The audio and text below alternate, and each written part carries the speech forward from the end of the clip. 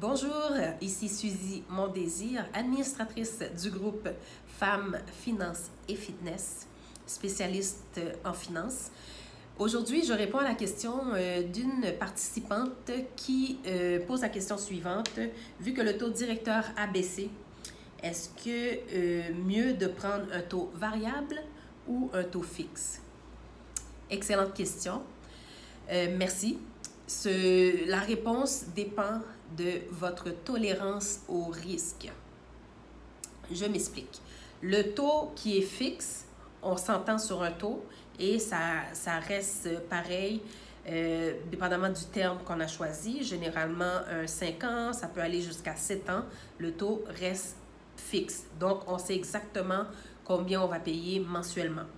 C'est généralement ce qui est privilégié, surtout pour un premier acheteur, surtout pour quelqu'un qui veut mieux gérer son budget et savoir exactement ce que lui coûte son logement. Généralement, c'est ce qu'on retrouve le plus souvent sur le marché. Par contre, quand les taux sont faibles, de plus en plus, on commence à avoir un intérêt pour les taux qui sont variables. Moi, personnellement, j'ai une très grande tolérance au risque, donc mon taux est toujours variable. Il faut faire aussi la distinction entre un propriétaire occupant et un immeuble locatif. J'ai les deux, donc, mais pour les deux, dans mon cas, je prends le taux variable, mais je parle de cette distinction. Pourquoi? Parce que lorsque l'immeuble est en location, généralement, en fait, les taux, les frais sont déductibles d'impôts. Alors, peu importe si vous choisissez, si le taux augmente ou diminue, vos intérêts sont déductibles d'impôts. Donc, généralement, ça pose moins le problème. Mais quand on est propriétaire occupant et qu'on souhaite mieux gérer ses finances, le choix s'impose, à savoir est-ce qu'on préfère du fixe ou est-ce que le taux est un peu plus élevé, ou on préfère un taux qui est variable et profiter du marché. Le marché est très, très bas, donc notre taux peut varier, par exemple, entre 0,5 et 5-6 % dans le cadre d'un taux variable. C'est à vérifier, donc je vous le dis en fonction de ce que je pense que c'est présentement, mais c'est une information à vérifier. Les informations sont très disponibles et accessibles sur les sites de vos institutions financières. Alors, si on parle de taux variables, donc il y a différents types de taux variables. On peut avoir un taux variable, mais un remboursement fixe. Généralement, c'est le remboursement qui touche les emprunteurs. Ils ont de la difficulté ou ne souhaitent pas, par exemple, qu'il y ait des fluctuations de centaines de dollars. Par exemple, quand on ne protège pas son remboursement, ça peut arriver que le premier mois soit à 1 000 $ et le deuxième mois est à 1 300, 1 500. Ensuite, ça retombe à 1 000. Ça fluctue. Généralement, les gens préfèrent avoir quelque chose de fixe. Il y a moyen d'avoir un paiement fixe à l'intérieur d'un produit qui est variable. Donc, c'est une première option. Il y a des paiements qui sont ajustables en fonction du taux variable qu'on a.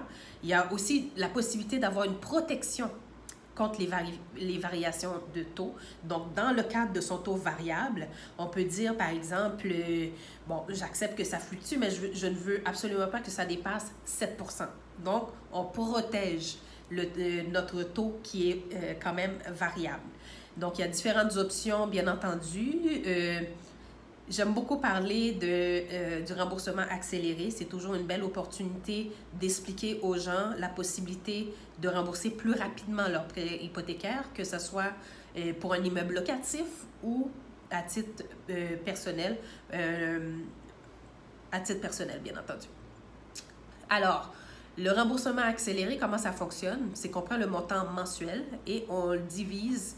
Puis je dis souvent aux gens le montant mensuel, mais maximum que vous êtes prêt à rembourser, et vous divisez le tout par 4 si vous voulez rembourser à chaque semaine. Vous divisez le tout en 2 si vous voulez faire des remboursements aux 2 semaines. Donc, c'est toujours préférable d'associer sa paye. Par exemple, si vous êtes payé à toutes les semaines, moi, je recommande de payer le financement hypothécaire aussi à toutes les semaines. Si vous êtes payé aux 2 semaines, ce qui se trouve à être plus... ce qu'on voit le plus souvent, les salariés sont payés à la quinzaine. Donc, c'est de rembourser également le financement hypothécaire. Donc, voilà les différentes options pour choisir son type de taux. Alors, je rappelle que c'est vraiment en fonction de sa tolérance au risque, de sa capacité à voir les paiements fluctuer ou non. Il y a moyen d'avoir un paiement fixe, même si on choisit un taux qui est variable.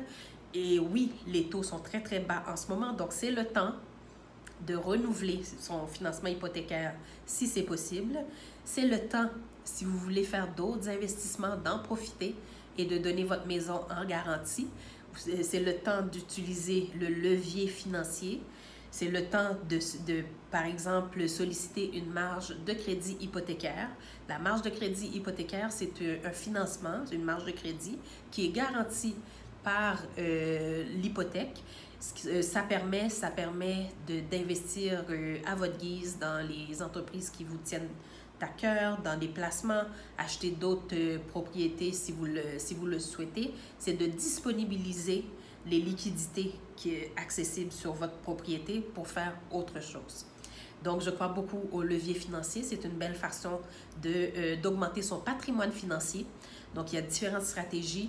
Les taux viennent de baisser, c'est vraiment un moment opportun pour discuter avec votre conseiller financier, votre institution financière. Alors, merci de votre présence. Si vous appréciez ce que vous entendez, merci de partager avec d'autres femmes de votre entourage. Posez des questions, ça me fera plaisir d'y répondre. Merci d'être